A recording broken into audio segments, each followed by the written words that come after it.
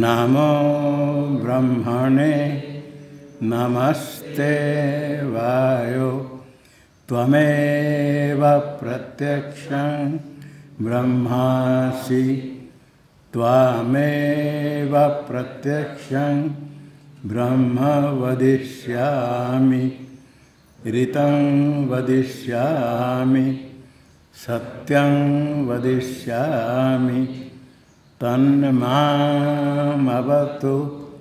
तद्वक्तारमवतु अवतु मामवतु वक्तारम्। ओम शांति शांति शांति। ओम सहनावतु सहनौ भुनक्तु सह वीर्यं करवावहै तेजस्विनावधीतमस्तु मा विद्विषावहै। ओम शांति शांति शांति। ओम यश्छन्दसां ऋषभो विश्वरूपः छन्दोभ्योऽध्यमृतात् सम्बभूव समेन्द्रो मेधया स्पृणोतु अमृतस्य देवधारणो भूयासं शरीरं मे विचर्षणं जिह्वा मे मधुमत्तमा कर्णाभ्यां भूरिविश्रुवं ब्रह्मणः कोशोऽसि मेधया पिहितः श्रुतं मे गोपाय। ओ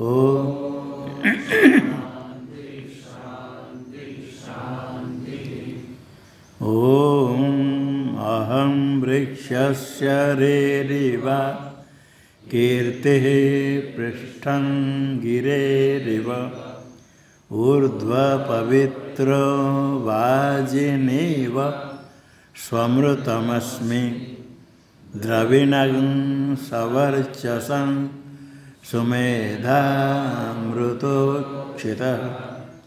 इति त्रिशङ्कुर्वेदानुवचनम्। ओम शांति शांति शांति।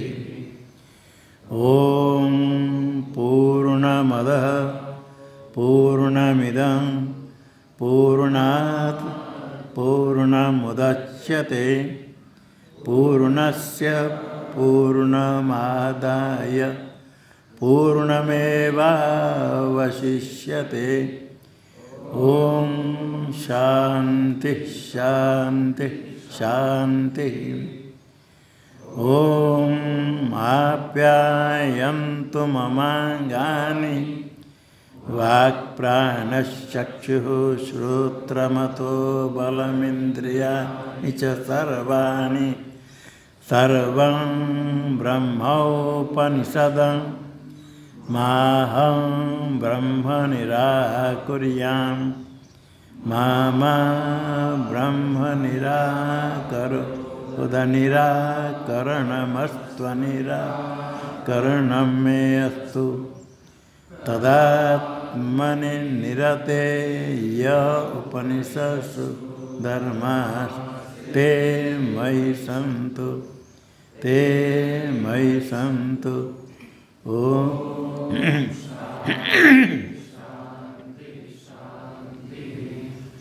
ओम वांग में मनसि प्रतिष्ठिता मनो में वाचि प्रतिष्ठितम् आविराविर्मयेधि वेदस्य म आनिष्टः श्रुतं मे मा प्रहासि रनेनाधीते नाहोरात्रान् संदधामि ऋतं वदिष्यामि सत्यं वदिष्यामि तन्मामवतु तद्वक्तारमवतु अवतु माम् अवतु वक्तारम् अवतु वक्तारम्। ओम शांति शांति शांति। ओम भद्रं नो अपि वातयमनः। ओम शांति शांति शांति। ओम भद्रं कर्णेभिः शृणुयाम देवाः भद्रं पश्येम शभिर्यजत्राः स्थिरैरङ्गैस्तुष्टुवांसस्तनूभिर्व्यसेम देवहितं यदायुः। स्वस्ति न इन्द्रो वृद्धश्रवाः स्वस्ति न पूषा विश्ववेदाः स्वस्ति नस्तार्क्ष्यो अरिष्टनेमिः स्वस्ति नो बृहस्पतिर्ददातु। ओम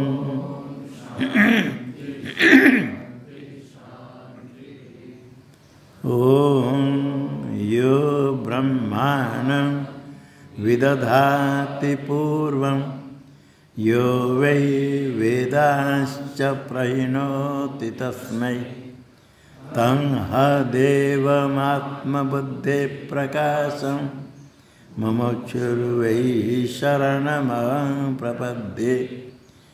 ओम शांति शांति शांति।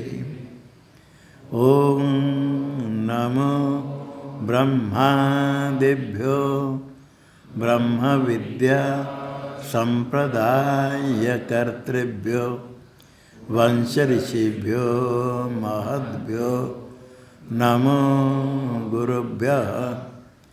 सर्वोपप्लवरहितः प्रज्ञानघनः प्रत्यगर्थो ब्रह्मैवाहमस्मि ब्रह्मैवाहमस्मि। नारायणं पद्मभवं वसिष्ठं शक्तिं च तत्पुत्रपराशरं च व्यासं शुकं गौडपदं महान्तं गोविन्दयोगीन्द्रमतास्य शिष्यं श्रीशङ्कराचार्यमतास्य पद्मं पादं च हस्तामलकं च शिष्यं तन्तोटकं वार्तिककारमन्यं नस्मद्गुरुं सन्ततमानतोऽस्मि। श्रुतिस्मृतिपुराणानामालयं करुणालयं नमामि भगवत्पादं शङ्करं लोकशङ्करं शङ्करं शङ्कराचार्यं केशवं बादरायणं सूत्रभाष्यकृतौ वन्दे भगवन्तौ पुनः पुनः। ईश्वरो गुरुरात्मेति मूर्तिभेदविभागिने व्योमवद्व्याप्तदेहाय दक्षिणामूर्तये नमः। ओम शांति शांति शांति।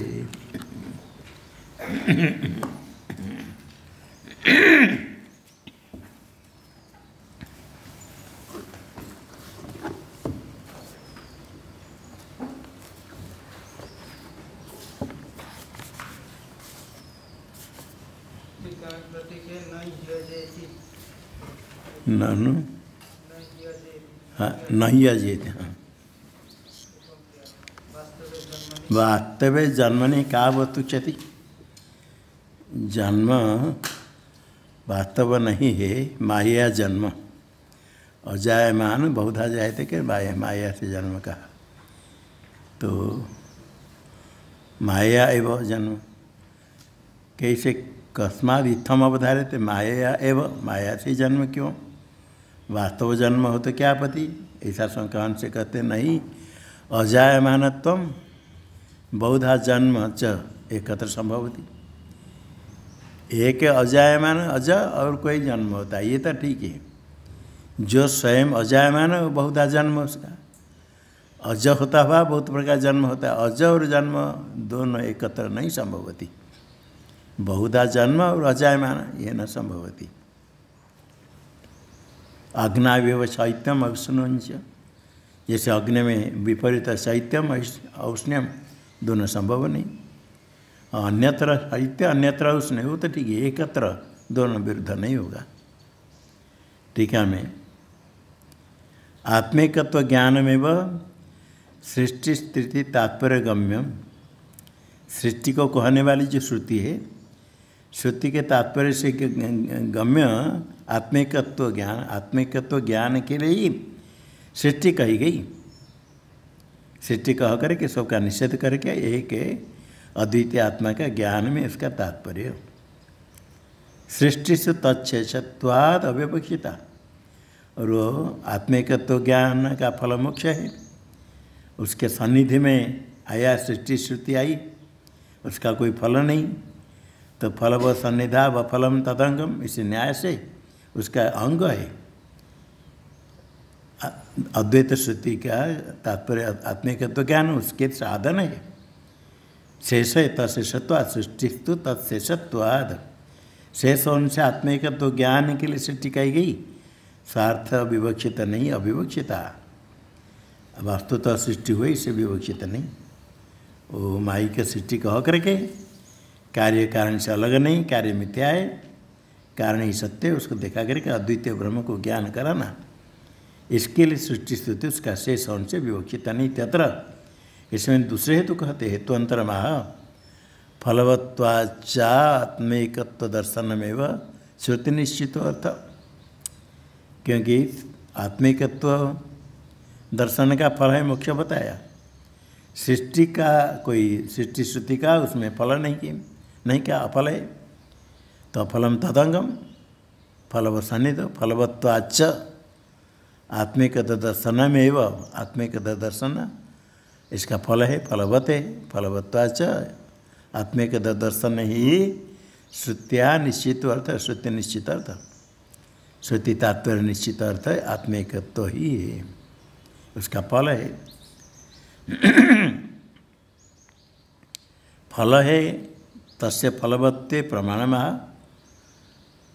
तो आत्मिकत्व दर्शन में फल है, फलवत्ते प्रमाण कहते तत्र को मोह कह शोक एकत्वम अनुपश्यत इत्यादि मंत्र वर्णात्। इस हवा से उपनिषद में आया कह को मोह कह शोक मोह का आक्षेप किया, शोक मोह का अभाव एकत्व अनुपश्यत, एकत्वम अनुपश्य अनुकात पश्चात पश्यत ज्ञानी न, उसका अर्थ करते एकत्वम अनुका आचार्य उपदेशम अनुपश्यत, आचार्य उपदेश के पश्चात ज्ञान होता है। आचार्य उपदेशम अनुपश्यत, एकत्व को साक्षात्कार कर लिया, अनुपश्यत का तो पश्यत का तो साक्षात कुर्वत, आँख से दिखना है क्या नहीं, ज्ञान है, साक्षात कुर्वत, उसका कर्म एकत्वम अनुकात आचार्य उपदेश के पश्चात साक्षात कुर्वत। तत्र को मोह कह शोक तत्र आया, तत्र का अर्थ एकत्व साक्षात्कार सती, तत्र ठीक है मैं एकत्व साक्षात्कार से एकत्व का साक्षात्कार हो गया।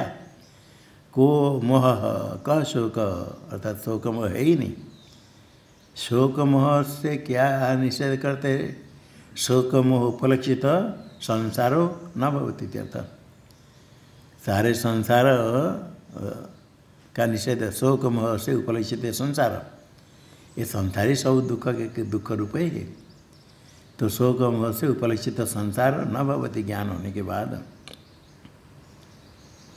न केवलम विफलत्वाद भेद दृश्य विवक्षिता, भेद सृष्टि का कोई फल नहीं है, एकत्व दर्शन का तो फल है, भेद सृष्टि श्रुति का ही उसके कोई फल नहीं, तो अफलम तदंगम, तो केवल विफलत्वात् फल नहीं कहने से भेद दृष्टि अविवक्षित है तो है केवल इतना नहीं किंतु निंदित तत्व है ना, उसकी निंदा की गई द्वैत की भेद की निंदा करने से निषिद्ध है। जो निंदा जैसी करते हो वास्तव तात्पर्य निंदित निषिद्ध है।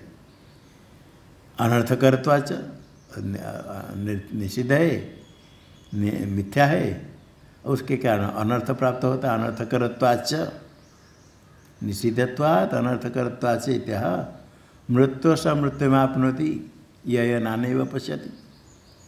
एक बार मरने का फिर मरने को प्राप्त फिर जन्म मरण को प्राप्त करेगा कौन? यह नानैव पश्यति, नाना एव अनेक जैसे भेद दृष्टि करता है तो भेद दृष्टि की निंदा की।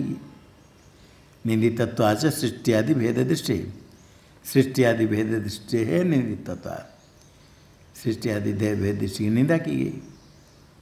निंदा करने से वो भेद दृष्टि करेगा तो अनर्थ को प्राप्त करेगा, इसे उसमें तात्पर्य है ही नहीं, विवक्षित है ही नहीं।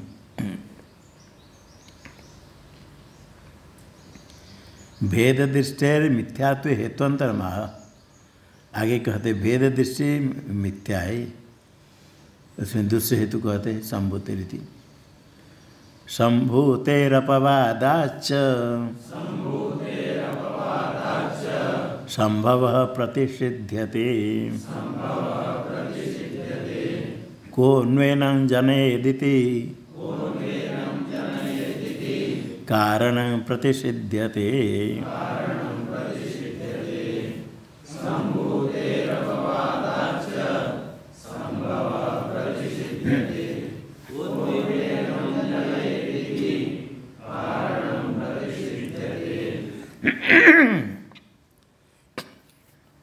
संभूतेर अपवादाच, उसकी निंदा की, उसका अपवाद क्या गया संबुद्धि का। संबुद्धि शब्द से हिरण्यगर्भ कहेंगे, अपवादाच वो हिरण्यगर्भ कार्य ब्रह्म कहीं कहते, और कार्य में हिरण्यगर्भ की निंदा कहते संभव प्रतिषिद्ध थे, कार्य मात्र का प्रतिषिद्ध हो गया, कार्य मात्र का निश्चय संभव प्रतिषिद्ध है। संबुद्धि का अपवाद होने से संभव कार्य मात्र, कार्य सब कार्य का प्रतिषिद्ध हो गया। और को नु जने, को नु एनम जने, कौन इसका उत्पत्ति करे, कारण का आक्षेप किया गया, कौन है, कारण का निषेध किया। इति कारणम प्रतिषिद्ध है, इसे को मोह कह शोक कह करके ये प्रश्न नहीं, आक्षेप, आक्षेप का निषेध में तात्पर्य शोक मोह नहीं है। कौन एनम जने, तो इसको कौन उत्पन्न करेगा, अर्थात तो कोई कारण है ही नहीं, कारण का निषेध किया गया। कार्य मात्र का निषेध हो गया, कारण का निषेध हो गया। कार्य कारण सब मिथ्या है, शुद्ध ब्रह्म कार्य तो नहीं, कारण भी नहीं है, और कार्य कारण सब मिथ्या है। तो कार्य कारण सो चलेगा, मिथ्या हो गया तो अद्वितीय तत्व रहेगा। भेद दृष्टि मिथ्या है, कार्य भेद दृष्टि मिथ्या है। टीका में संबुद्धि शब्द का अर्थ दिया, सम्यक भूतिर ऐश्वर्यम यस्या सा संभूतिर, से सम्यक भूति यस्या, भूति का तो ऐश्वर्य, जिससे ऐश्वर्य प्राप्त होता है। सम्यक ऐश्वर्य, भूति ऐश्वर्य है सम्यक।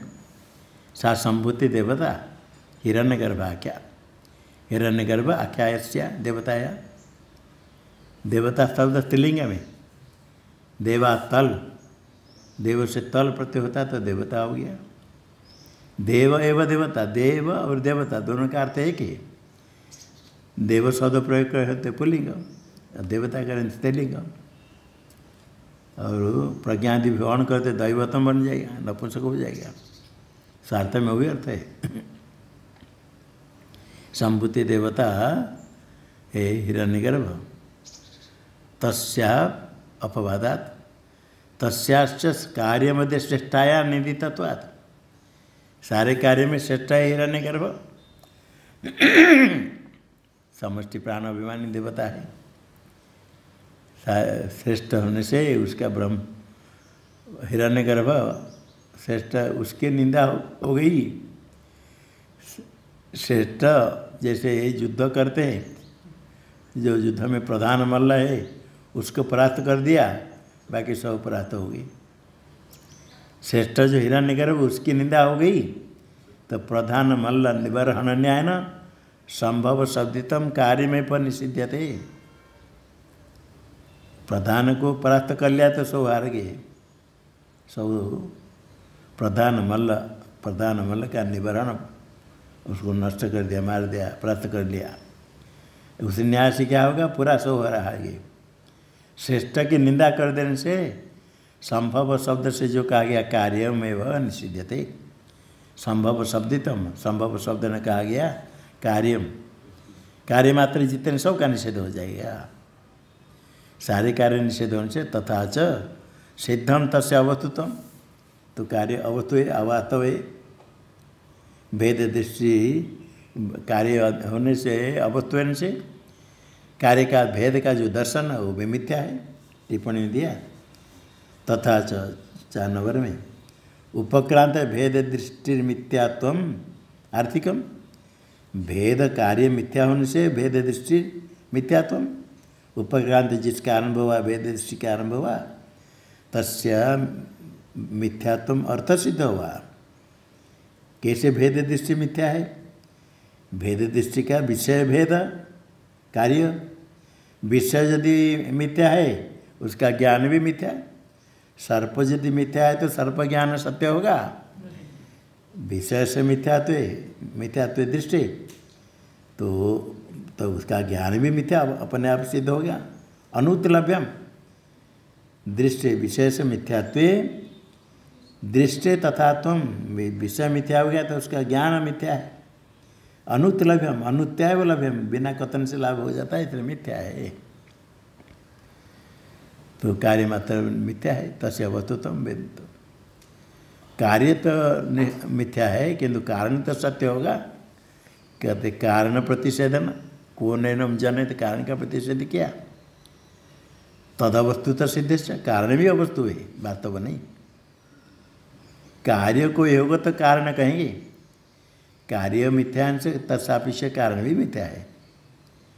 यथोतार्थ सिद्धि, यथोत से अर्थ से सिद्धि, अद्वैत से सिद्धि, अद्वैत निश्चय होता है। कार्य कारण भी निषेध हो गया, सारे कार्य का निषेध हो गया तो अद्वितीय ब्रह्म ही केवल रहा।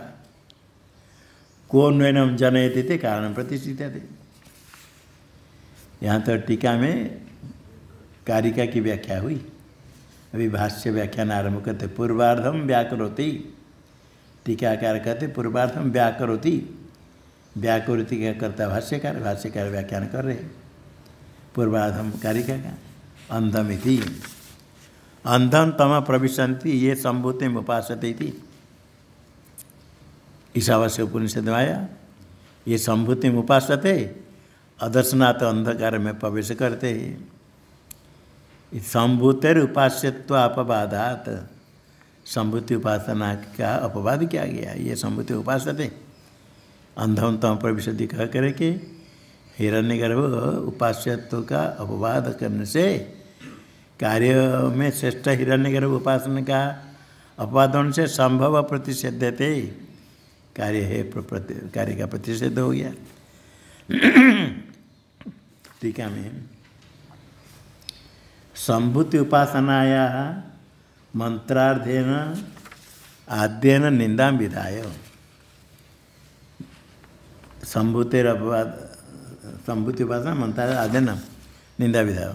हाँ, अंधम तम प्रविशन्ति ये संभूति में उपासते, ततो भूय तम ये संभूति अमृता, निंदा विधाय ततो भूय इति उत्तरार्ध के द्वारा संभूते रुकता है देवता हेतु उपपद्यते। ये माध्यन्दिनी शाखा और काण्व शाखा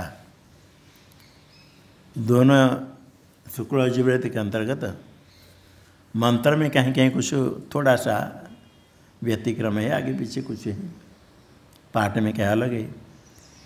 भगवान भाष्यकार का जो भाष्य है काण्व शाखा के ऊपर, एक माध्यन्दिनी शाखा में ईशावास्य उपनिषद है, उसके ऊपर भगवान भाष्यकार भाष्य नहीं कि अन्य व्याख्या है। तो माध्यन्दिनी शाखा में और ईशावास्य उपनिषद में मंत्र पाठ में थोड़ा व्यतिक्रम है। 8 मंत्र तक समान है। ईशावास्यमिदं सर्वम से लेकर के सपरेगात सुब्रह्म अकाय ब्रह्म आया, ये उपक्रम उपसार करेगा, अद्वैत हो गया। सपरेगा अष्टम मंत्र तक। आगे ईशावास्य उपनिषद में कानु शाखा में नवम में अंधांतम प्रविशति विद्या उपासते ततो भूय तते अभि ते ये विद्यामृता। विद्या अविद्या दोनों के लिए निषेध करके फिर अन्य देवाहु विद्या अन्यदाहु अविद्या इति सुषमा धीराना करके दोनों का फल अलग अलग कहा। फिर तृतीय मंत्र में कहा विद्याम च तद वेद उभयम स, दोनों का समुचय। वहाँ विद्या है उपासना, अविद्या है कर्म। एक एक की निंदा की गई एक मंत्र में। केवल उपासना की निंदा, केवल कर्म की निंदा। फिर निंदा करने से बिल्कुल दोनों ही छोड़ देंगे। दोनों का फिर फल कहा गया। दोनों का फल कहा तो फिर निंदा क्यों की? निंदा इसलिए कि एक एक करने के लिए निंदा, दोनों मिलाकर करे तो उसकी निंदा नहीं। तृतीय मंत्र में विद्याम च यस्तद वेद उभयम स, एक साथ जान कर अनुष्ठान करता है तो अविद्या मृत्युम तृतीय विद्या अमृतम ऐसे कहा। तो वहाँ कर्म और उपासना का समुचय विधान किया गया 3 मंत्र में। उसके बाद संभूति असंभूति शब्द से अंधम तम प्रविशन्ति संभूति उपासते। फिर ततो तम संभूति अमृता कह करके दोनों की निंदा। फिर बाद में दोनों का फल आदि संभूति च विनाश यद वेद उभयम स, संभूति और विनाश उभय समुचय का विधान किया। विनाश शब्द से कर्म, संभूति हिरण्यगर उपासना, दोनों का समुचय विधान किया गया। संभूतम च विनाशम च।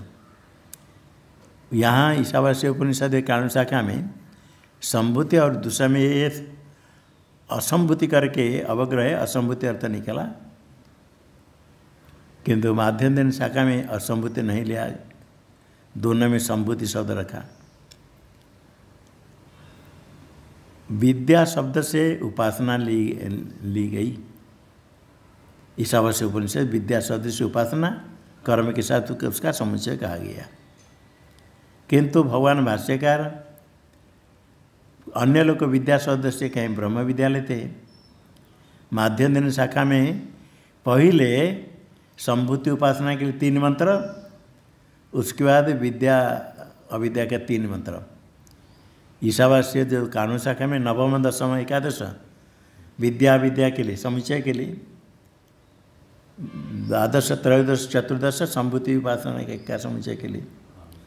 किंतु यहाँ भगवान भाष्यकार माध्यम शाखा पाठ के अनुसार और विद्या शब्द से ब्रह्म विद्या लेकर के अर्थ करने से यहाँ भी वो क्रम को लिया। क्योंकि ब्रह्म विद्या यदि विद्या शब्द से लेंगे उसके पीछे कहेंगे तो पहले संभूति असंभूति का कथन हुआ 3 मंत्र के द्वारा, नवम दशम एकादश, फिर द्वादश त्रयोदश चतुर्दश में विद्या विद्या का कथन किया।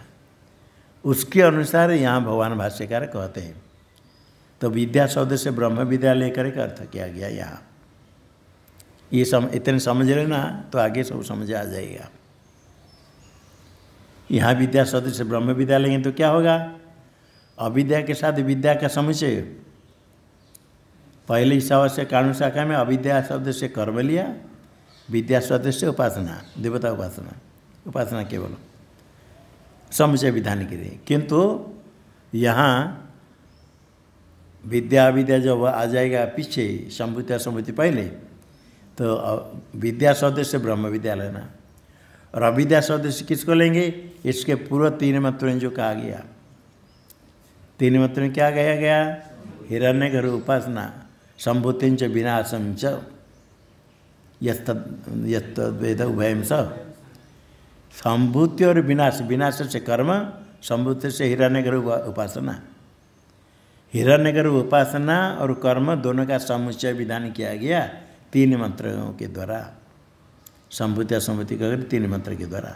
संभूति च विनाशं च, जो तृतीय मंत्र में संभूति विनाश का समुच्चय है, हिरण्यगर्भ उपासना और कर्म का समुच्चय कहा गया, उसको अविद्या शब्द से लेना। विद्याम च अविद्याम च, अविद्या शब्द से लेंगे हिरण्यगर्भ उपासना और कर्म का समुच्चय। तो दोनों, फिर दोनों की निंदा की गई, निंदा करके दोनों का फल कहा गया, फिर दोनों का समुच्चय विधान किया गया। विद्या शब्द से ब्रह्म विद्या, अविद्या शब्द से कर्म हिरण्यगर्भ उपासना का समुच्चय। अभी एक अधिकारी में समुच्चय कर दिया, कर्म हिरण्यगर्भ उपासना के साथ ब्रह्म विद्या का सह समुच्चय ने, एक साथ नहीं, क्रम समुच्चय। पहले कर्म करे, हिरण्यगर्भ उपासना, हिरण्यगर्भ उपासना कर्म समुच्चय। पहले कर्म हिरण्यगर्भ उपासना का समुच्चय। पहले करने पर शुद्ध बुद्धि होने पर विवेक वैराग्य संपन्न होता है, फिर ब्रह्म ज्ञान। एक क्रम से ब्रह्म ज्ञान के साथ एक समय में हिरण्यगर्भ उपासना कर्म का समुच्चय नहीं, हिरण्यगर्भ उपासना कर्म पहले करेगा। कर्म हिरण्यगर्भ उपासना समुच्चय विधान किया गया संभूति असंभूति कर 3 मंत्र के द्वारा। जो समुच्चय का विधान किया गया उसको यहाँ अविद्या शब्द से लेकर के, तो अविद्या के साथ हिरण्यगर्भ उपासना और कर्म के समुच्चय के साथ ब्रह्म विद्या का समुच्चय किया गया क्रम से। पहले कर्म हिरण्यगर्भ उपासना, उसके बाद ब्रह्म विद्या। ऐसे यहाँ उसी के अनुसार भाष्यकार भगवान कहते हैं। पहले अंधम तम प्रविशन्ति ये संभूति उपास्यते कह करके संभूतिर उपास्यत्व अपवादा, संभूति के उपास्यत्व का अपवाद किया गया। ये संभूति में उपास्यते, संभूति तो हिरण्यगर्भ हुआ, सम्यक भूत ऐश्वर्य यस्या देवताया, उससे उपास्यत्व का अपवाद है, उसकी निंदा की गई। कार्य ब्रह्म हिरण्यगर्भ कार्य है, उसकी उपासना का निषेध करने सीखा हुआ, संभव प्रतिषिध्यते, कार्य का ही प्रतिषेध कर लिया। टीका में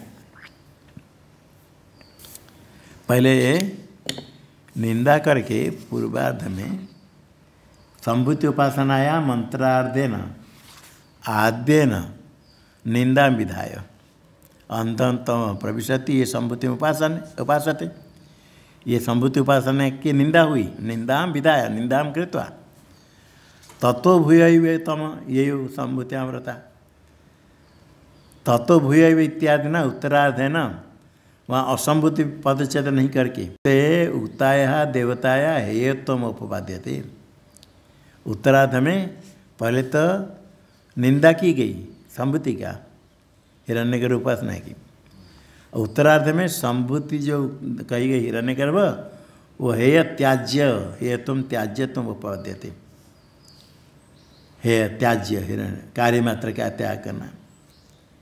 अब तो हेयत्व का अर्थ टिप्पणी दिया अनुपास्य, तो निंदा पहले की गई, उपासना नहीं करने के नहीं करे, खाली निंदा। उत्तरार्ध में उसके हिरण्यगर्भ के ही उपासना का निषेध है।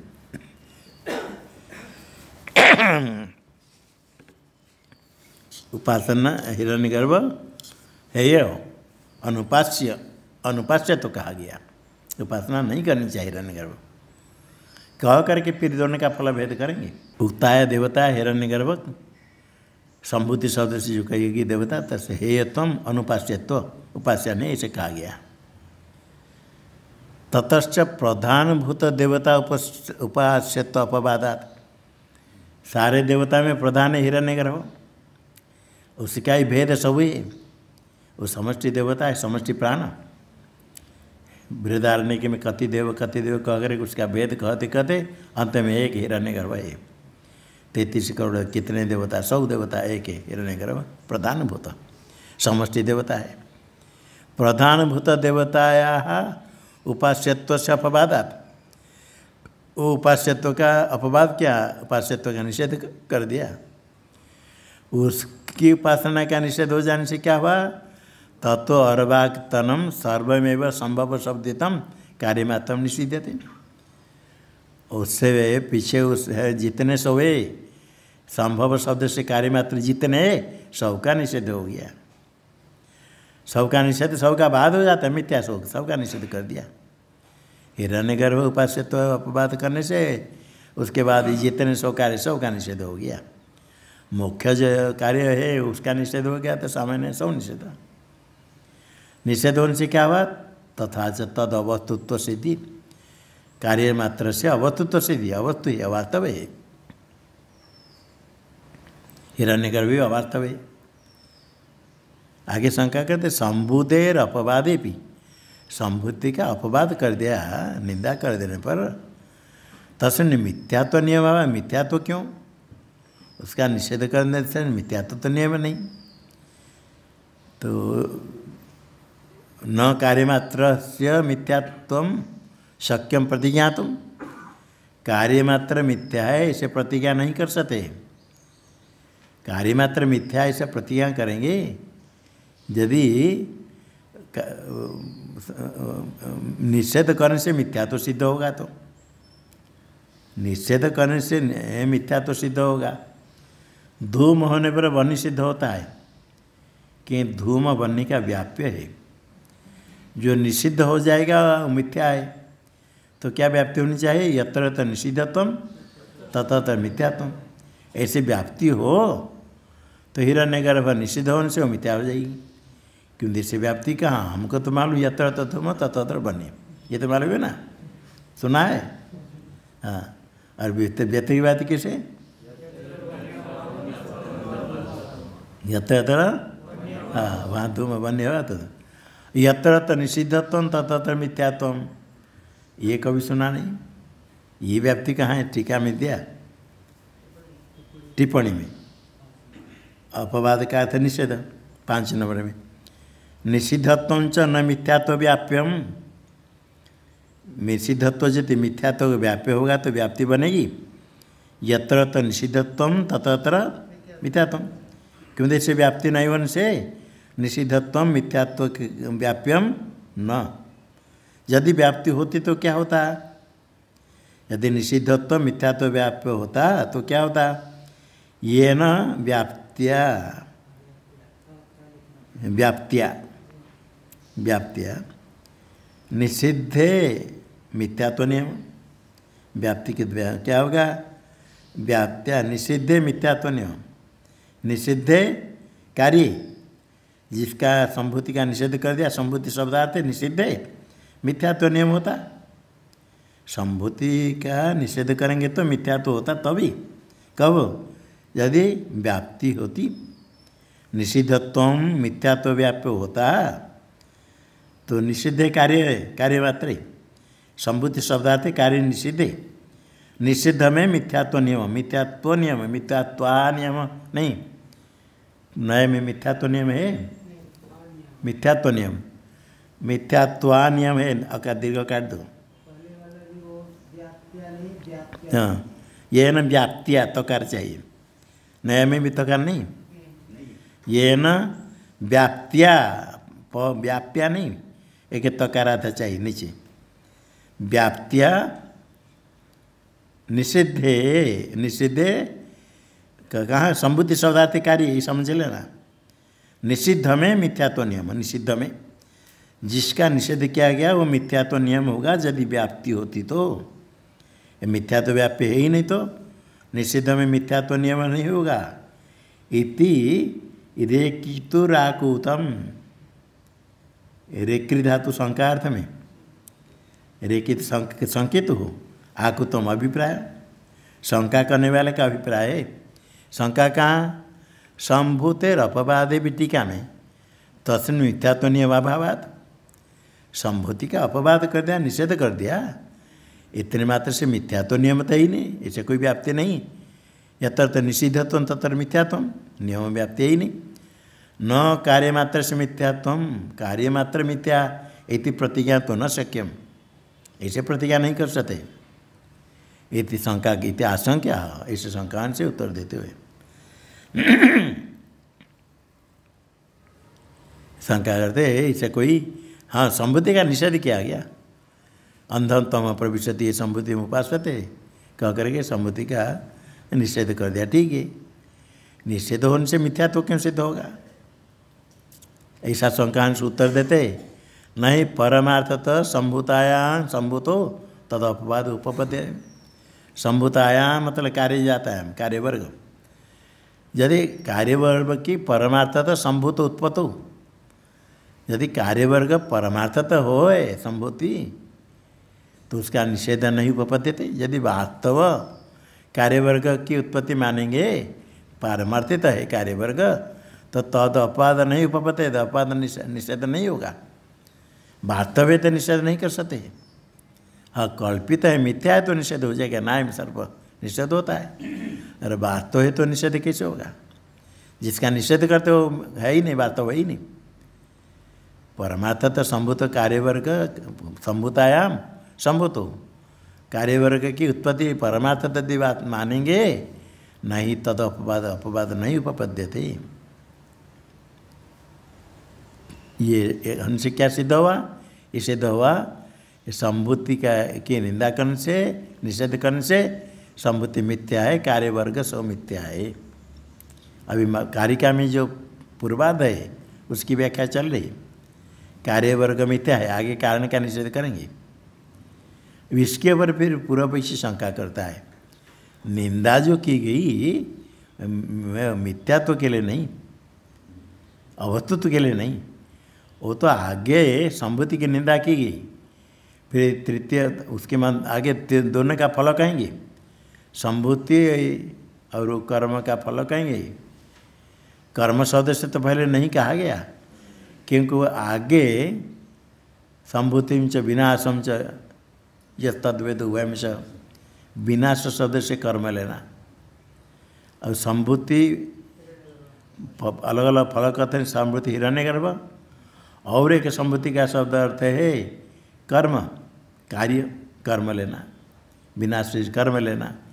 तो पूर्व पीछे कहता है यहाँ तो हिरण्यगर्भ उपासना के साथ कर्म का समुच्चय करने के लिए संभूति की निंदा की गई।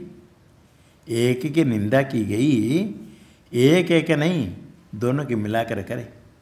हिरण्यगर्भ उपासना करे, कर्म का त्याग नहीं करे। प्रत्येक निंदा की गई किस लिए? हिरण्यगर्भ उपासना के साथ कर्म समुच्चय विधान करने के लिए।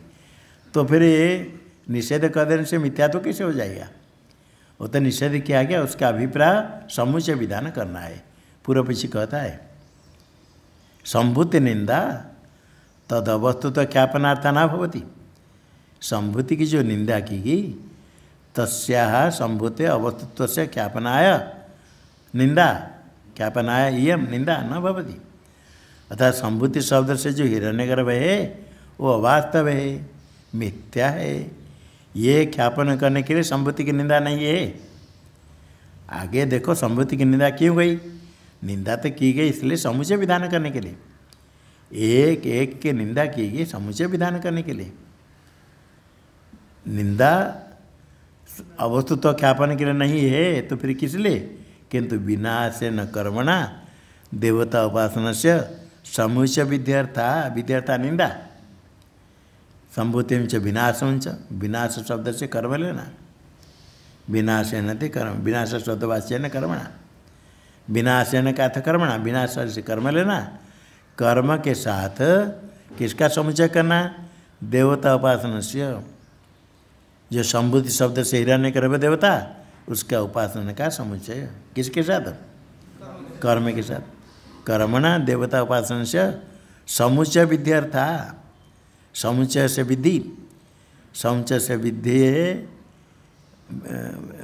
विधेय यम निंदा इति समुच्चय विध्यर्था। समुच्चय संभूति की निंदा किस लिए? समुच्चय विधि के लिए।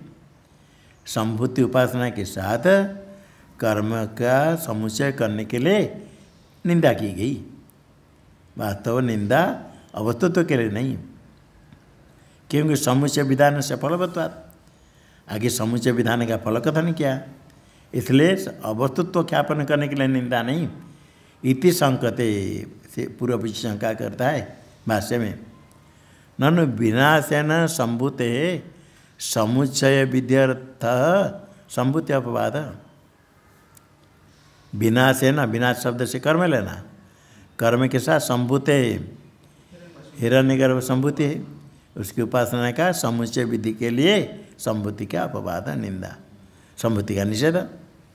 संभूति का निषेध, संभूति मिथ्या है, अवस्तु है, इसके लिए नहीं। वो तो एक एक निंदा की गई दोनों का समुच्चय करने के लिए, कर्म के साथ हिरण्यगर्भ उपासना का समुच्चय विधि के लिए संभूति का निषेध किया गया, अपवाद। ऐसे होता है, देखो दृष्टांत देता है पूर्व पक्षी। जिस प्रकार यथा अंधम तम प्रविशन्ति ये अविद्याम उपासते, आगे ततो भूय हुए तम कह करके यह विद्यामृता, दोनों की निंदा की गई। निंदा करके फिर दोनों का फल कथन करके अंत में दोनों का समुच्चय विधान किया गया।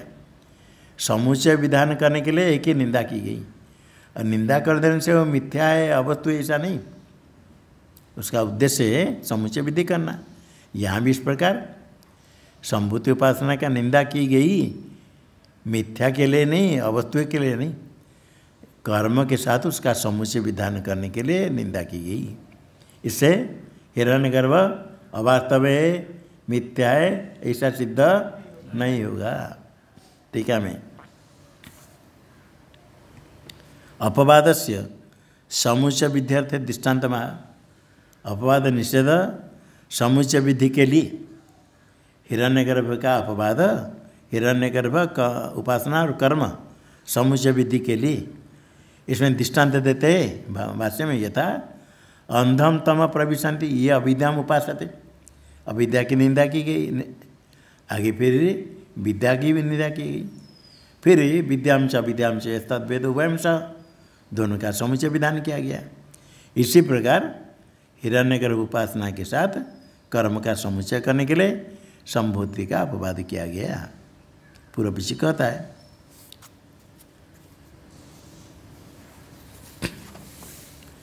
जो अंधम तम प्रविशन्ति ये अविद्याम उपासते,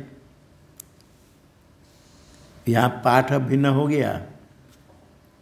पहले संभूति के लिए 3 मंत्र, संभूति आगे 3 मंत्र आ जाएगा विद्या अविद्या के लिए। विद्याम च अविद्याम च, अविद्या शब्द से काणु शाखा पाठ में पूर्व पाठ के अनुसार कर्म लिया था, किंतु यहाँ विद्याम च अविद्याम च पाठ पीछे आ जाएगा तो विद्या शब्द से ब्रह्म विद्या लेना, अविद्या शब्द से क्या लेंगे, पूर्व मंत्र के द्वारा जो कहा गया संभूति उपासना कर्म के समुच्चय कहा गया, उसको अविद्या शब्द से लेना। अत्र खलु अविद्या शब्दित कर्म अपवादो विद्या कर्मण समुच्चय विध्यर्थ। अविद्या शब्दित कर्म अपवाद, अविद्या शब्दित कर्म कर्म है, कर्म का अपवाद। वहाँ अंधतम प्रविशन्ति ये अविद्याम उपासते, ततो भूय कह करके या अविद्या शब्द से कर्म कहा गया, पहले आया था, उसका अपवाद निषेध किया, ये अविद्याम उपासते।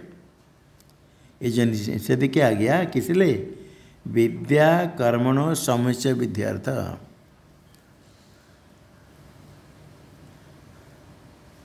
हाँ, ये तो पहले जैसे आया है उसके अनुसार।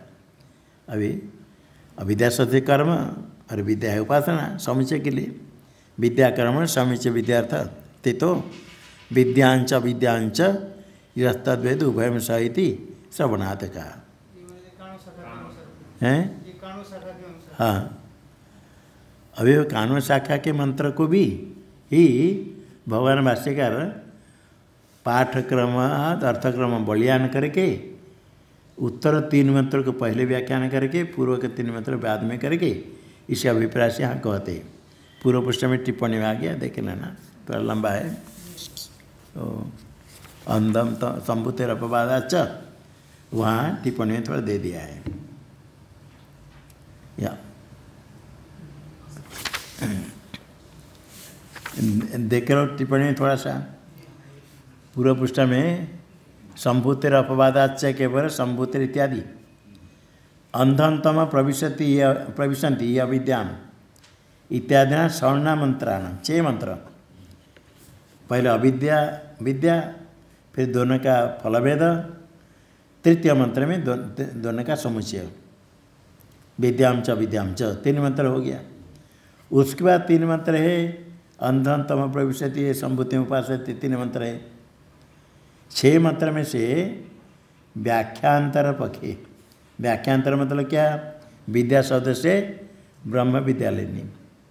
यही भगवान भाष्यकार यहाँ विद्या शब्द से ब्रह्म विद्या लेकर व्याख्यान करते हैं। इसी पक्ष में क्या होगा, प्रथम 3 मंत्र जो है अविद्या विद्या, ये ब्रह्म विद्या से उसको बाद में लेना, और ये पहले संभूति उपासना पहले आ जाएगा। क्यों, पाठक्रमाद अर्थक्रम बलियान इति न्याय न। पाठक्रम के अपेक्षा अर्थक्रम बलवान, पाठ तो ऐसे है, ऐसे होने पर भी पहले अंधम तम प्रविशन्ति संभूति उपासते इत्यादि 3 मंत्र व्याख्यान करना, उसके बाद अंधम तम प्रविशन्ति या विद्याम इत्यादि मंत्र कहना। अंधम तम प्रविशन्ति ये संभूति इत्यादि 3 मंत्र पूर्व व्याख्या है, पहले व्याख्यान करनी। अंधम तम प्रविशन्ति ये संभूति इत्यादि मंत्र, तत्र आद्य मंत्र पूर्वाधेन संभूति उपासना निंदा विधाय।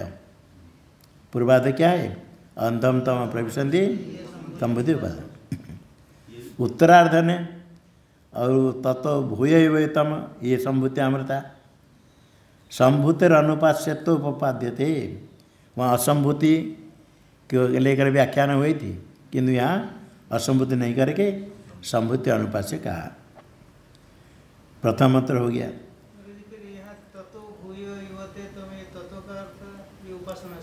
हाँ, हिरण्यकर उपासना के अपेक्षा वो कह करके अनुपास्य तो कहा, उसकी निंदा कर अनुपास्य तो कहा। और आगे उसके कर्म लेंगे तो खाली कर्म करता है तो निंदा हो जाती है। द्वितीय मंत्र न दोनों का फल का, किसके, कर्म संभूति उपासना।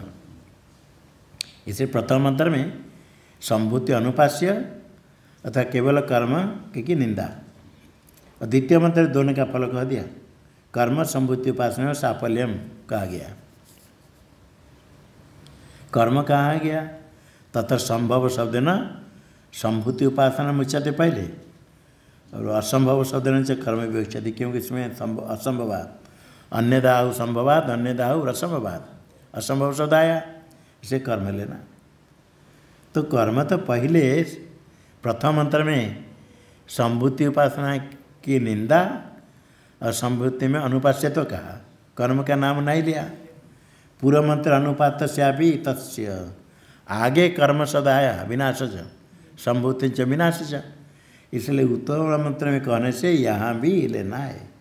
अग्रिम मंत्र प्रतिपाद्य समुच्चय अपेक्षित होने से कर्म को लेना।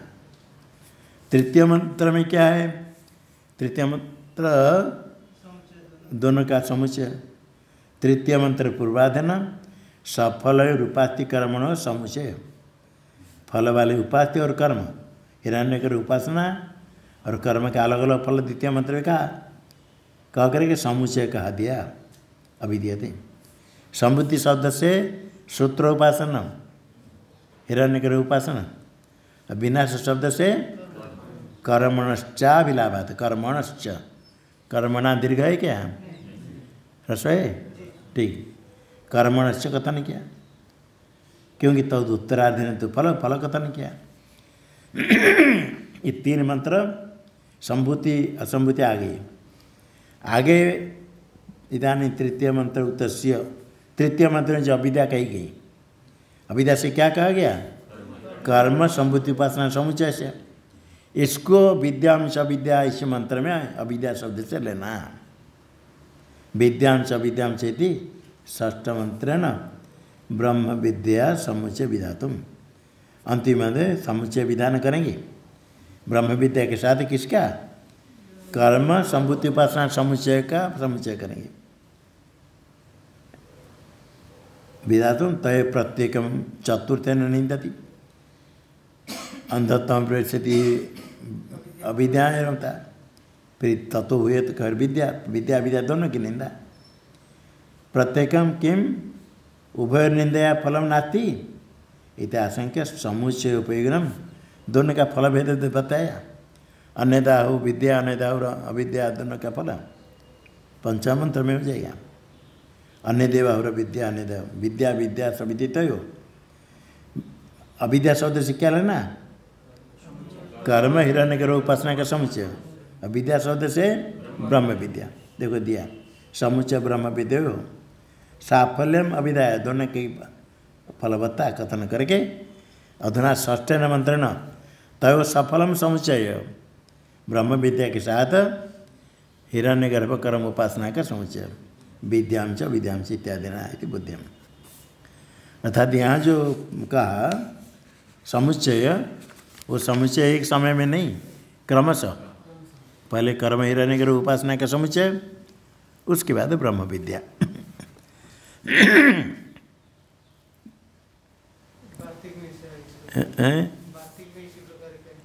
हाँ, अभी कहाँ ननु बिना से न संभूति समुच्चय विद्यार्था। हाँ, यहाँ तो हुआ टीका में अत्र खलु अविद्या शब्दित कर्मापवाद विद्याक्रमण समुच्चय विद्यार्थ थे तो विद्यांश विद्यांश तद्वैत हुए। उत्तम चोद्यम अनुजानाति, सिद्धांति कहता है जो आक्षेप सब करते हो वो ठीक है, अनुजानाति अनुज्ञान मान लेता है। सिद्धांति कहता है सत्यम सत्यमेव, सत्य कहते ही पूरा पीछे कहता है। तरी संभूति अपवाद तदवस्तुत ख्यापको न भवति इति उक्तम चितमेव। सत्यम कहते ही आगे क्या कहेगा, पहले पूरा पीछे कहता है, शंका करता है। तो संभूति का जो अपवाद निषेध किया गया हिरण्यगर्भ का, उसमें अवस्तुत ख्यापक नहीं होगा अपवाद। पहले क्या था, अवस्तुत ख्यापनार्था निंदा, हिरण्यगर्भ अवस्तु मिथ्या ऐसा कहने के लिए नहीं होगा, क्योंकि संभूति हिरण्यगर्भ उपासना के साथ कर्म समुच्चय करना, उसके बाद ब्रह्म विद्या के साथ समुच्चय करना। संभूति के हिरण्यगर्भ उपासना के साथ कर्म का समुच्चय करने के लिए संभूति का अपवाद हुआ, इसलिए अवस्तु तो ख्यापक नहीं होगा। इति उत्तम स्थितम एवं, जो हमने पहले कहा वो तो स्थिर निश्चय हो गया। ऐसे पूर्व पीछे शंका करने पर सिद्धांति कहता है समुच्चय से अविद्यावस्था अवस्थित फलवत्वाद, समुच्चय में फल तो कहा गया कर्म हिरण्यगर्भ उपासना, किंतु फलवत्व कब है? अविद्यावस्थायाम, ब्रह्म ज्ञान होने के पर अविद्यावस्था में फल है। अविद्यावस्था में फलवत्व अवस्थितत्व अवस्थित फलवत्ता, अविद्यावस्था में रहने वाले फल है जो फल कहा। होने से क्या होगा?